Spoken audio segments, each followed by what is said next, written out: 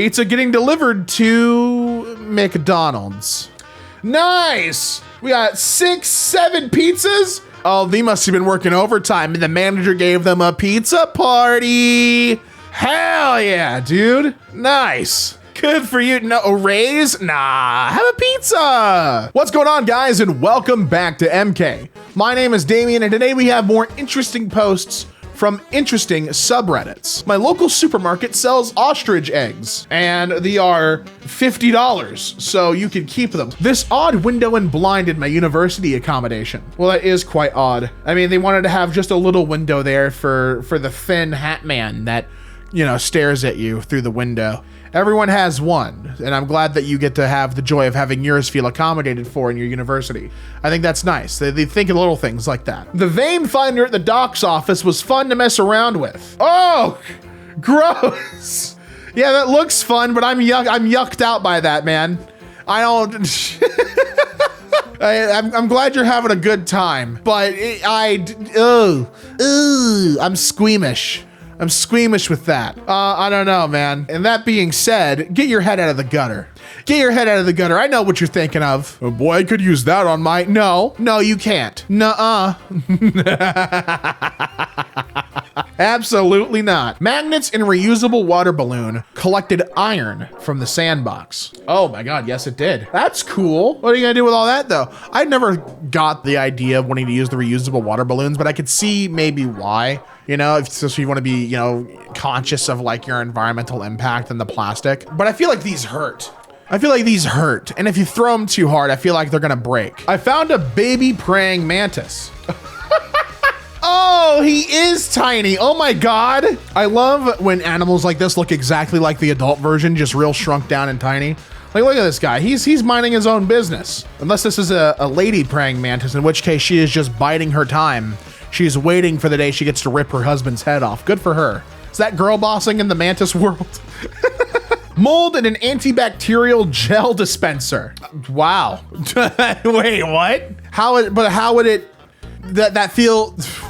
Wait, huh? So I think this is because hand gel has an expiration date, right? So like the alcohol and the disinfectants can evaporate over time, and what you're left then is like just a solution of glycerin. And glycerin actually happens to be a very pro-bacterial place, wouldn't you know it? It happens to be a great place for bacteria to grow and colonize in. So, you know. Apparently no pillows are stored in this truck overnight. No pillows are stored in this truck overnight. I mean, that's to dissuade anyone from getting too comfy and cozy. So I love this as a marketing tactic, just because, like, you know how there's some things where it's like, you know, oh, there's no tools in this overnight, or we have no cash overnight, as a way of being like, oh, we don't have the valuable things that you'd want to take. We don't keep those overnight. This is their way of saying like, oh, our world-class pillows? We don't keep those in the truck overnight, you silly. Like, this is cute. I like this. This is fun. My local Domino's still uses the Noid. Wow. We still have Noid marketing in the big 2.5. Okay, so I'm gonna give you guys a little history lesson, all right? So the Noid, back in like the late 1980s, like 1986 to like mid 1990s, the Noid was Domino Pizza's mascot, okay? So the whole story behind the Noid was he was like the physical manifestation of the challenges of getting your pizza in 30 minutes or less, okay? Because around this time, like 1984 or so, Domino's was instituting the policy of making sure the pizza was delivered to the customer in 30 minutes or less. So they developed the Noid as like, we're so good at delivering your pizza that we'll even avoid this crazy thing. These Paris Hilton pans my aunt got me. That's hot. I guarantee you this thing is melting day one. What's it made out of? Lifetime warranty, but what's the pan made? It's an aluminum pan. Is it non-stick? $10 for this pan from Dee Dee's Discounts. I don't know if that's a good idea. I don't know. This feels like it's a slippery slope to having this burn up in flames. Just received a postcard my friend sent me 18 years ago in the mail today. Oh, this is cute. Write your message on the back of the puzz letter. Break up the puzz letter and put pieces into the envelope provided. What does this say? Dear Laura, how are you doing? I hope you like the card. We saw lots of animals. Grizzly bear, we saw, what is this one? I can't even guess. Is that geysers? They stink. Grizzly bears, black bears, wolves, coyotes, and a lot of others. A lot of others. That's nice. That's a sweet letter. Today I got mail from a Jehovah's Witness. They used a Keith Haring stamp. I don't know who Keith Haring is. That one's lost on me. Oh, the artist Keith Haring. Yeah, that's cool. Right, that's what I'm thinking of, right? Keith Haring's an artist. I don't know why he like flooded out of my brain there for a bit, but yeah, I'm pretty sure Keith Haring's a pretty cool artist. He was like an activist and a pop artist. I really love his like the colors he would use and how vibrant his work is. Big fan of that. I've been on a new contraceptive pill for 8 months now, and since then my hair has been growing straight. Oh, that's, wait, no, straight up, that's neat. Why? So I looked up the post because I found this very interesting, and I'm reading that hormone changes can change the structure of your hair follicles. Kind of similar to when pregnant women get different hair textures because of the excessive hormones, which I find very interesting. And fun fact here, this is from a guy that claims to be a scientist. Their username is Idiot in Real. They work in immune system genetics, but a study once found that women who meet their partner while on birth control ended up breaking up with them more frequently after stopping birth control to have kids with than women who met their partner not on birth control in the first place. That's interesting. Huh? That is so fat, but why? This may be because of the way pregnancy hormones affect the sense of smell. Women not on hormonal birth control find the smell of t-shirts worn by men with the similar immune systems to themselves more attractive than those with more similar immune systems. This effect is reversed when women are pregnant or on hormonal birth control. Huh. That is fascinating. My dad's MIT tape measure has smoots in addition to standard inches/centimeter measurements. What the hell is a smoot? What's what? A smoot is a non-standard unit, a humorous unit of length. Okay. And what is it? It's named after Oliver R. Smoot, an MIT student who, as a fraternity pledge, was forced to measure the Harvard Bridge using himself as a ruler. A smoot is equal to 5 feet 7 inches. That's fun. That is real fun and silly. Well, okay. Well, now we know how much one smoot is. Isn't that nice? Chat, for everyone watching at home, now that we know what that one smoot is equal to 5 feet 7 inches, how tall are you guys in smoots? You know what I mean? You know, let's just assume here, you know, because I'm 6'3", so I would be what, 1.07 smoots tall, right? I think I'm 1.12 smoots tall. How tall are you guys in smoots? My cat's tick had a tick. Oh no, wait. You might want to check that tick. Uh-oh. Is this tickception? What are we doing here? So I don't think that this is like tickception so much as I think this is a male tick on the underside of a female tick. The seeds of this tomato started sprouting inside of the fruit. I have seen this before. What is this called again? Hold on. Okay, it took me a second to find it, but I found it. So we've actually talked about this on the channel before, but this is called, and if I mess up the name, my bad, but it's vivipary. And it is what happens when seeds or embryos begin to develop before they detach from the parent plant. So most seed-bearing fruits, and this is just right on the Wikipedia, they produce a hormone that will suppress germination until after the fruit or parent plant dies. Or the seed passes through the animal's digestive tract. At that stage, the hormone's effect dissipates so that way germination can occur. However, there are some species that lack that hormone as a central part of the reproductive strategy. This could be fruits that develop in climates without large seasonal variations. So this will occur on corn, tomatoes, strawberries, peppers, pears, plants that can grow in mangrove environments, things like that. For instance, and this is right in the thing, some species of mangroves, the seed will germinate and grow from its own resources while still attached to its parent plant, where seedlings of some species are dispersed by currents if they drop into the water, and others will develop a heavy, straight taproot that will like just penetrate through the mud when the seedling drops. It's really interesting. It's very, very interesting. Employee break room has a vending machine with tools instead of snacks. Ah, yes, because that's what we wanted. That's what we wanted. We didn't want a candy bar or a drink of some kind. No, we wanted gloves and socks, and we want them now. Well, that's actually very interesting. Why is this? So I can assume they maybe work in like construction, right? So according to a post I'm reading, it's free and is done to manage inventory.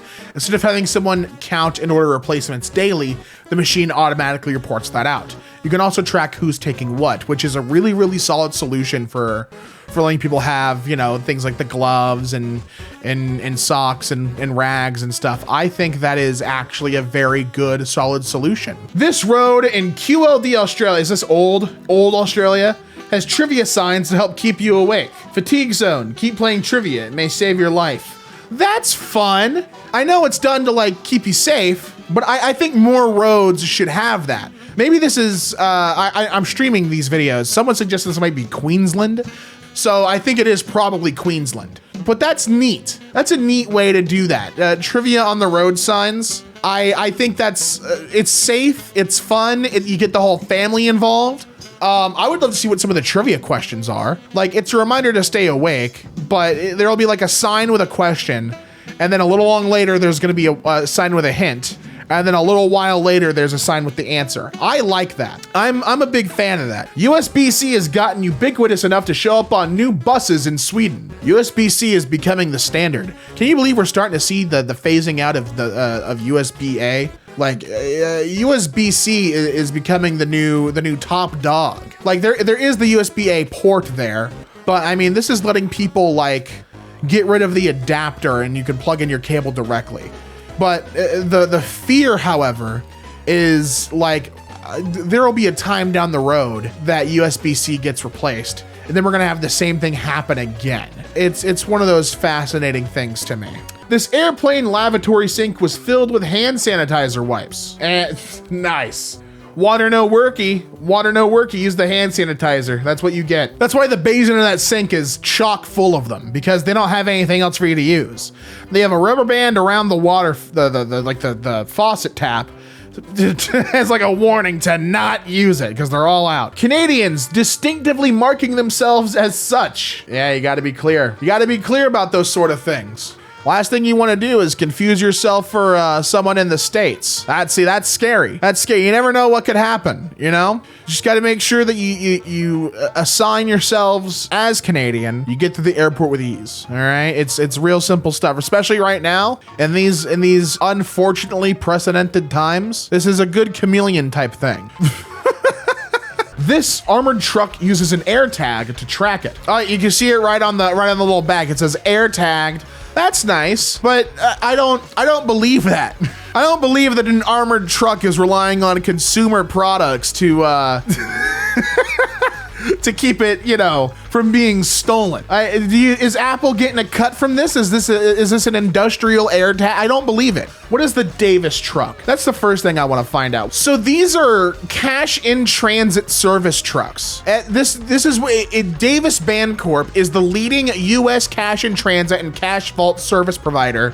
For the last 70 years, they've been doing this. I find it very hard to believe that they are using air tags to protect their trucks. Baby crabs inside my steamed oysters. Oh, yes, they are. Was that food? Was that food for the oyster? So there was some conflicting stuff on the post for this, because for some people, this is like a good sign that the oysters are fresh or came from a good environment. But as I kept reading, and this is where it gets like a little contentious in the thread, it was, these are called pea crabs. They're not babies. These are just what the, look like regularly. And the pea crab, it is technically a parasite. It's called a kleptoparasite, meaning that to survive, they steal food from hosts to survive, which I find very interesting. Another interesting thing is that pea crabs and oyster crabs are not the same kind of crab. So to put it in a way that we can all understand at home, the pea crab is an asshole roommate who keeps eating the oyster's dinner. The oyster orders some takeaway, and the pea crab rubs its greedy little hands together. It rubs its hands together and goes, ah ha ha. For me, and it steals the oyster's food. Found a baby turtle in a roll of sod today. Oh. And he's just hanging out too. He doesn't mean any harm. He's just chilling, dude. His eyes are squinting. He's hanging out. Bought a new Blackstone. They used magnets to attach ads to the piece of the grill versus an adhesive. That sounds very considerate, actually. This is nice. This is actually very nice. Using magnets instead. This is a thoughtful thing that a company can do for the customer experience. You know what I mean? This is more than just, oh, let's just slap it on there. No, they thought about how, you know, it would be for the consumer end. This is nice. My trunks for each day of the week have a little face describing the day. Oh no, let's take a look. These are very cute boxers, bro. These are so...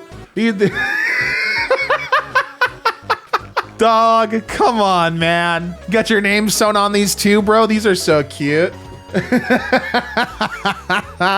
Monday, a little frowny face. Tuesday, a little neutral face. Wednesday, you're starting to smile. Your mood's starting to perk up. You're halfway through the week. Thursday, oh, you're starting to really smile now. Look at that. Look at that big wide smile. Friday, wait, where's the Friday? Why is the Friday all the way down here? Hey, wait a minute. Why are these swapped? Bro, are you wearing your Saturday boxers on Friday? Come on, dude. Come on, buddy. What are you doing? What are you doing? That's not meant for that.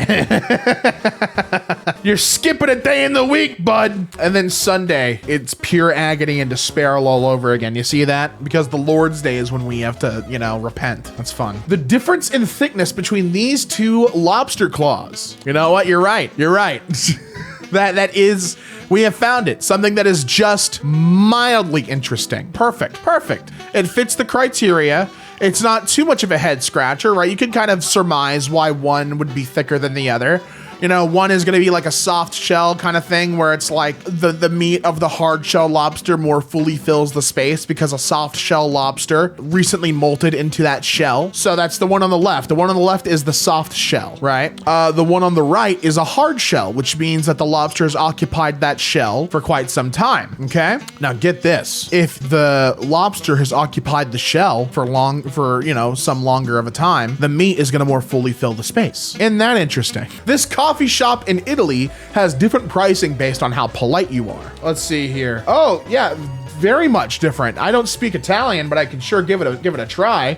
If you're just very straightforward, no manners, no please, no thank you. It's un cafe. That's $3. $3 for being mean and rude. Un cafe, per favor. Is it per? I would assume it's per. But you get $1 knocked off your bill. That's nice. That's sweet. But if you're very kind, if you're very sweet, and you say, buongiorno, mi fa un caffè per favor. I don't know how that came out at the end there. I like stumbled over the R. However, if you're that nice, if you're that sweet and polite, if you lead with buongiorno, you get $1.20. That's how much you pay. And I think that's nice. I think that's polite. If you're polite, they're polite. So you know, it shows you how far manners get you there. Ordered pizza and the company left the pizza cooker in the box. See, that's nice. I brought this up another time I saw this. I think it was a Papa John's pizza box. But if they're giving you the pizza cooker, they're giving you the keys to the kingdom. There was an unmixed chunk of butter in this pre-made cookie dough I bought. Oh, wow. Wow. Yeah, that is a full chunk of butter. Just, it's Nestle, so it's like, what am I gonna expect? But, you know, maybe you'll get some free coupons out of it. I don't know. Like, at the same time, this is probably a pretty fucking awesome cookie. The dumpling I was eating had a tiny ear on it. Huh? Oh! It wants to gossip with you, dude. It's listening. That is just a straight up ear. That is an ear. Sorry, I'm not gonna pretend like that's not an ear. What? What am I looking at? So, the top comment was that it's coagulated protein and fat, which, you know, sure, man. You're telling me all that coagulated protein and fat looks like an ear? Maybe it's just a good listener. Maybe I can vent that as dumpling. I don't know. Thought I'd give it a try. It's a good listener. It's an even better delicacy. Brown-headed cowbird laid her egg in another bird's nest. Uh-oh. It's time for bird talk. Listen, the brown-headed cowbird is no ordinary bird, ladies and germs. The brown-headed cowbird, from what I read, is North America's most common brood parasite. laying its eggs in the nests of over 140 species. Can you believe that? So, what a brood parasite is, because basically a brown-headed cowbird is like the deadbeat bird, the deadbeat parent of the bird world, all right? But brood parasitism, it is a subclass of parasites where they rely on other animals to raise their young. Common among, I don't know if it's common, but you can see this among birds, fish. Basically, they will manipulate a host, either of the same or different species, to raise its young as if it were its own, and that usually involves egg mimicry. However, with the brown-headed cowbird, no, there's no mimicry here. It looks nothing like it. It's much larger as well. Menorca Airport has holding pens for toddlers at the luggage belt. Hell yeah, dude. That's what's up. Gotta keep them. Listen, I don't blame them for 1 second, dude. You ever try to control a kid at the airport? Are you kidding me? They need to build bigger ones, all right? Bigger ones for the adults that like stand right in the middle of everything when there's a crowd. We need to have corral pens, all right? I think that is. And if you don't like me president, every airport will have a cage to put baggage claim fiends in. My laptop's Enya is smaller than the other letters. Oh, yes, it is. Just a little bit. It's just a little stubby though. It's trying its best. I don't know. You don't need to hate, all right? You don't need to bully it. It's trying its best. It's a short king, okay? Don't worry about it, dude. I don't know what the big deal is. It's just a little pequeño, bro. Muy pequeño. It's all good. A worn down knife of my grandma, supposedly 40 years old. Oh my God. Whoa! Gam Gam has gotten some use out of that knife. Wow. So, okay. Sorry, I'm looking at this and I'm having to think. Was this sharpened regularly or something? This looks very sharp, but at the same time, I don't know. I don't know, man. This looks like it has stats. You know what I mean? Like, I feel like this knife, according to OP, this knife was a normal kitchen knife a long time ago because nobody used a carving knife in normal day cooking in Slovenia. So it was common to use a knife for so long. A lot of the time when OP would visit older people who had to view knives like this, they always said it's the best knife and is in the family for many, many years. So this is just like the prized knife of the household. Something is eating my lemons, but just the skins. Oh, yeah, they are actually. Wait, what? Hold on. So I just found another post like that from 2 years ago. Help! What's eating the skins off our lemons? Hi, y'all. We walked out to our normally prosperous lemon tree to find several lemons both on the ground and still on the tree, with the rinds completely eaten off and the flesh left over. Does anyone know what pest could be responsible and how we can manage it? We had this tree for about 20 to 25 years and have never seen this before. And they're located in Australia.